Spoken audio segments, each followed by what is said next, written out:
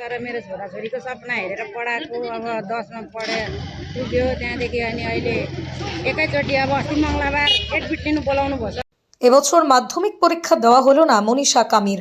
পরীক্ষা কেন্দ্রের বাইরে চোখের জলে ভাসালো সে। দলসিংপাড়া এলাকার বাসিন্দা মনীষা। তার পরীক্ষা কেন্দ্র বসেছে হাসিবাড়া হিন্দি হাই স্কুলে। পরীক্ষার দিন সকালে রেজিস্ট্রেশন কার্ড নিয়ে তাকে বাইরে দেখা যায়। অ্যাডমিট কার্ড তার কাছে ছিল না। তার অভিযোগ স্কুলের পক্ষ থেকে তাকে অ্যাডমিট কার্ড পাইয়ে দিতে কোনো সাহায্য করা হয়নি বারবার বলা সত্ত্বেও। विद्यालय हाई स्कुल पढ्छु हैन अनि मेरो एडमिट कार्ड पनि आएको छैन अनि हामीले स्कुलमा गएर सोध्दाखेरि एडमिट कार्ड किन नआएको मेरो भन्दा एउटै नामको दुईटा मान्छे भएर चाहिँ एडमिट कार्ड आएन भन्दै भन्नुभयो।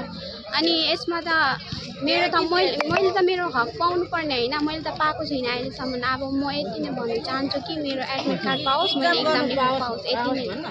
आपका एडमिट कार्ड नहीं आया? स्कूल में आप गए थे? हाँ गयो। स्कूल से क्या बोला, कुछ क्या बोला? स्कुलबाट हुँदैन अब एक्जामै हुँदैन भन्दै भन्नुभयो। एक साल बर्बाद हो गया। अब मेरो एक साल बर्बाद हुन्छ। अब आफूलाई मात्रै फिल हुन्छ नि कस्तो हुन्छ भनेर एक साल बर्बाद हुँदा। क्या नाम आपका?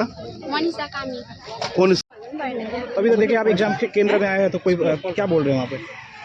आप एग्जाम सेंटर में आइए, यहाँ पे क्या बोल रहे हैं? एक्जाम गर्नु पाऊँ भनेर भन्न अहिले पनि अब यति मैले चाहिँ एकदम गर्नु पाऊँ आजको दिन भनेर। आजको दिनमा तिम्रो स्कुलले चाहिँ एडमिट कार्ड बनाएन, नाम सेम भएकोले गर्दाखेरि। नाम गडबड भयो भन्ने नाम गडबड भयो जे